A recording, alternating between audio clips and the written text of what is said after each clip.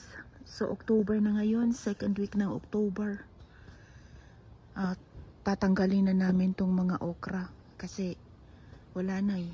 Pa siya mga bunga kukunin namin tapos puputulin na talaga namin to. Sayang din kasi eh.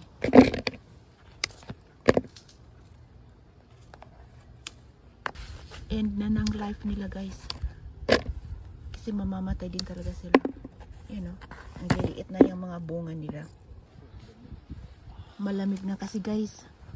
Siguro mga 60 degrees na. Malamig na. Anong oras na ngayon? Mga alas 9 pero malamig. Nawala na yung dahon.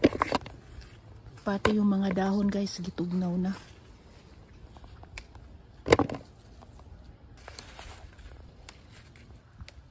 Kung ano yung pwedeng pakinabangan guys, kukunin. Kasi matagal-tagal na naman kaming harvest, makatanim ng okra. Tingnan nyo guys, oh. Ang liliit. Ganyan ang itsura niya. Ang liliit na. Tapos wala ng mga dahon.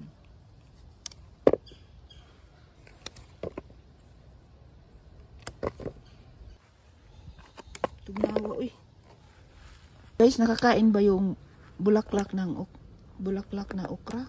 Please comment guys kung pwede bang kakainin yung bulaklak ng okra kasi hindi namin alam. So ito guys. So pwede bang makain yung bulaklak ng okra? Hindi man siguro, no? Dandahanan mo kasi may bell pepper doon, no?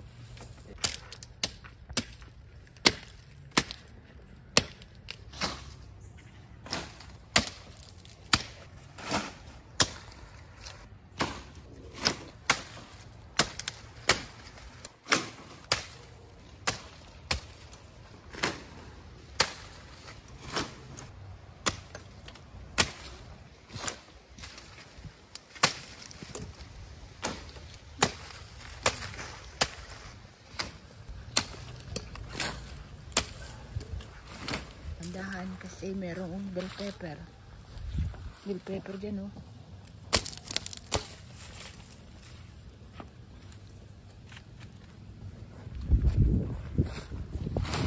So, wala na guys. Wala na ang aming okra.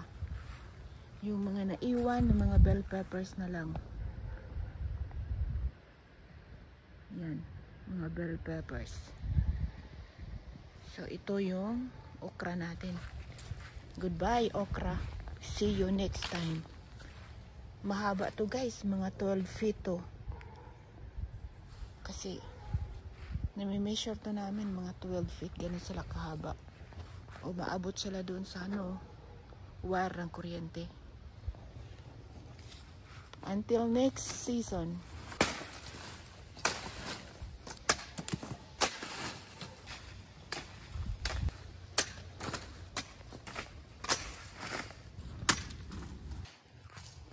Harvest ulit tayo guys. Ito pwede na to. Pati yung dahon nakuha ko. Ito rin. Kukunin natin. Yan. Ito. Kunin natin yung dalawa guys. Oh. Nagdali-dali ako kasi may bees. Baka kagatin ako. Ito rin pwede na to eh. Narinig nyo yung bees guys. Pollinate siya.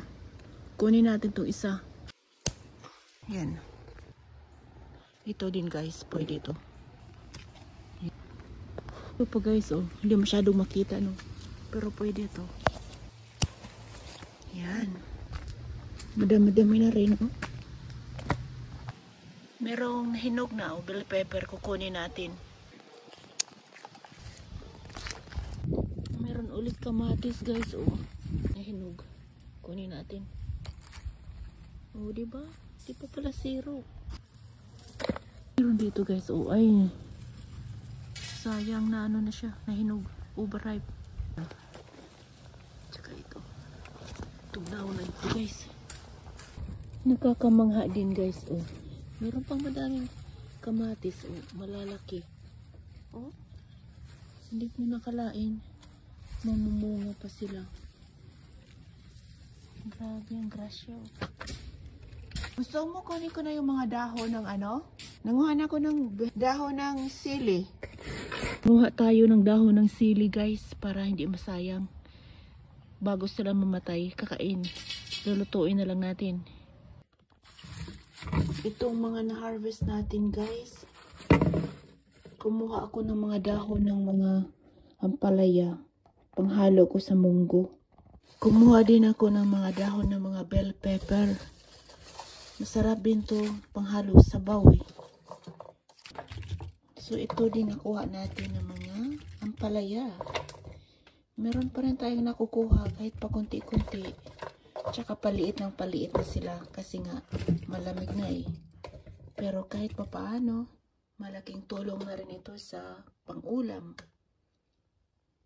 Kunting kamatis at saka okra. Kahit pa paano, ito na talagang pinaka-last guys. Kasi pinutol na namin yung okra. Ito na yung last.